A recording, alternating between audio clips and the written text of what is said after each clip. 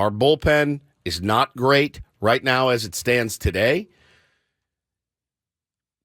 Do you bring back Luis Garcia? What is he going to command? He had a rough start, but there was a time last season that he was dialed in. He was locked in. He was better in 23 than 22. 22 felt like Jekyll and Hyde. Wait, no. He was better in 22, wasn't he, than 23? I don't know. I got to look at the numbers. I feel like... Going off feel, 22, it was like he'd be 2 games. You're like, there's the Luis Garcia we know and love. Like and then he'd have 3 starts in a row or 3 appearances in a row. And you're like, this guy can't find the zone. Big. Overall, so his numbers with the Padres in 2022, 3.39 ERA, 1.21 whip. He was good in 2022. That's good. Last year, 4.07 ERA, but it was a lot higher than that. It was. By July and then in August and September, he actually pitched much better. But overall, the numbers were not nearly as good. This is all dependent on price. You're not going to overpay for Luis Garcia. You cannot. But I would be absolutely happy to have him back because a lot of times how it goes with these relief pitchers is they follow up a bit of a down season with a good season. Yep. And you've got to be wary about the guys who are coming off the great season because they are likely to take a little step back. Bullpen arms tend to go in cycles and waves, and I kind of like the buy a little lower element on Luis Garcia. Now, is it truly going to be a little lower, or will there be other GMs out there who go, hey, I know this guy, he's got a pretty live arm, and he may not have had a great season last year, but I see some value in him. You might end up driving the price up to the point where it's like, well, we would have had him back, but we're not going to pay that much for him. A perfect example is one of the guys I've always thought we should have never let go is Pierce Johnson. I thought Pierce was a really good fit here, went to the Rockies. He went home. The Padres were not really in contact with Pierce Johnson after he became a free agent here. It's pretty horrible with the Rockies. He's in Colorado. Partly, yes. Why any pitcher would sign there is beyond me, but they do. They get a job. They want to pitch. They think I can do it. I'll figure it out. They haven't seen my splitter. They haven't seen my curveball there.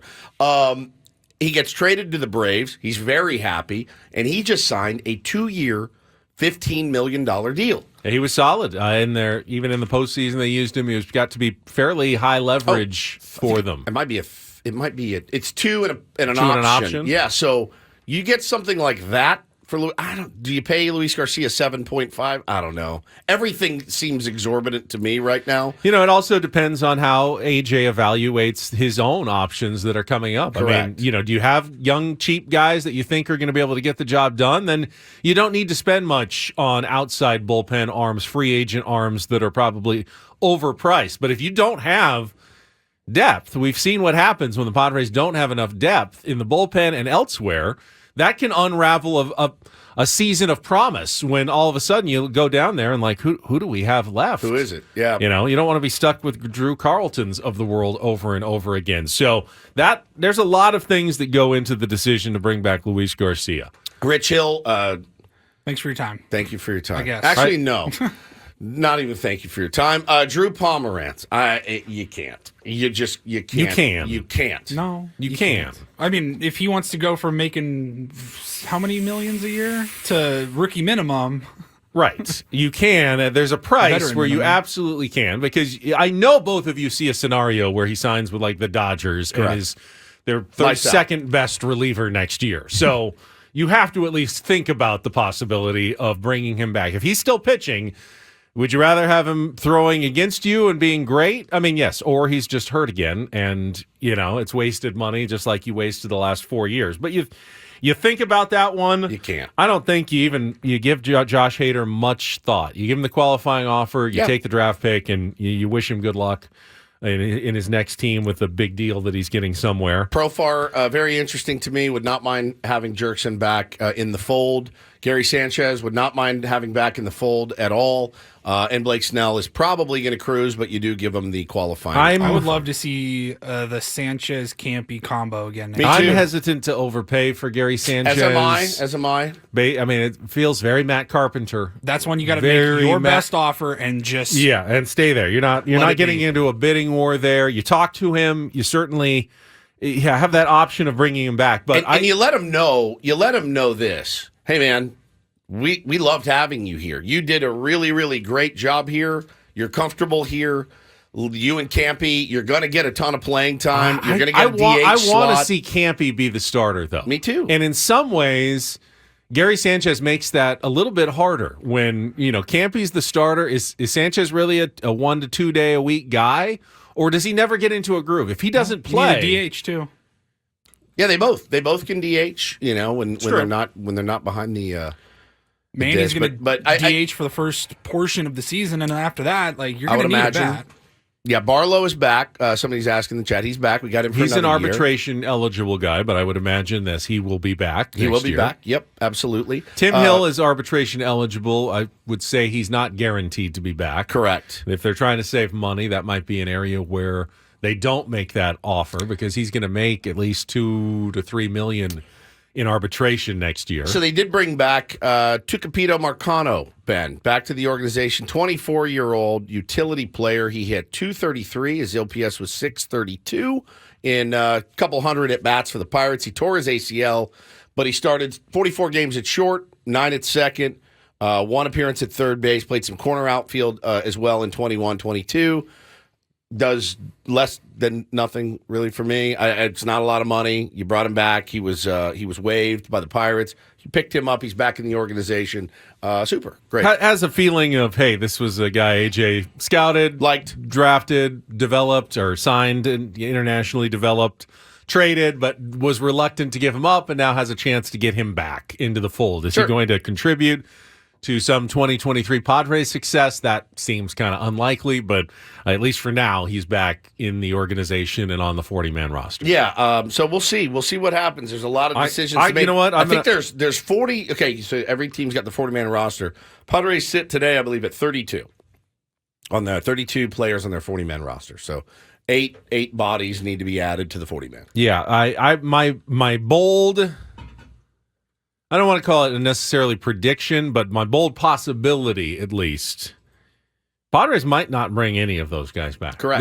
That might be a zero, a big fat zero of those 9 guys we just talked about could return for the San Diego Padres next year. I don't think that any one of them is like, we've got to have them. If they get better offers, you don't overpay for a single name on that list. That's exactly right, man. That's exactly right. I mean, Blake Snell would be the only one, and the overpaying for Blake Snell is a ridiculous figure at this point. So I don't know that there's a single guy that you can say is even over 50% to return to the Padres. Now, they're all, a lot of them are, 20, 30% chance he comes back. So I would imagine at least one of them at some point does return, but there's no guarantee on any of them at all. They could all be gone.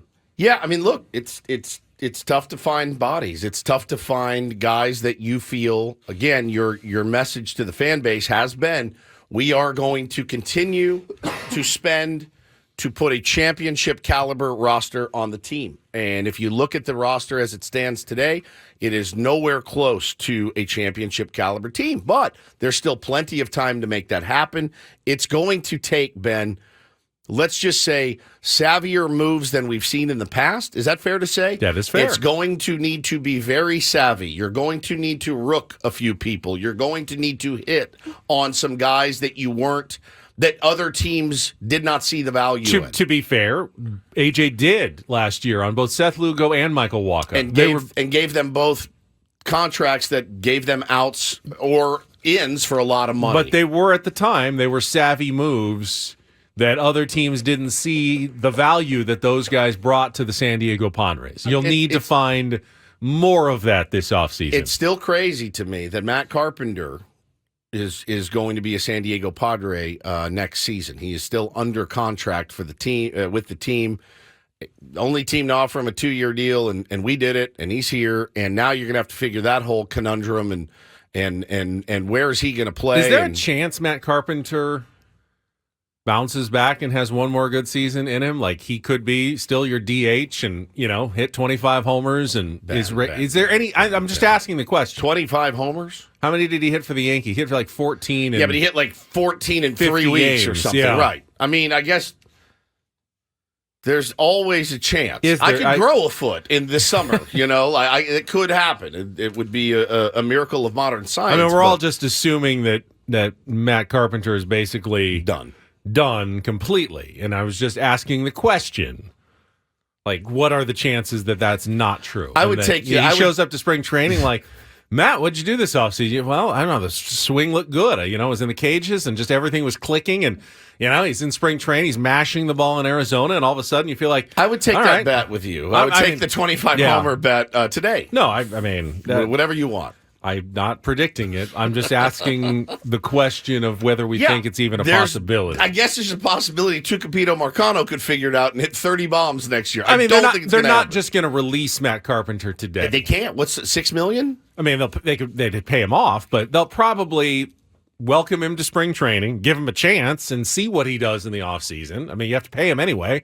There's no reason not to, correct? Well, then... No, you're not going to be able to trade him to anyone. We should bring Haas back then, because we're paying him $13 million next year. Yeah, you already released him, so you'd have to actually pay him more to bring him back. Just the minimum. The minimum, yeah. God.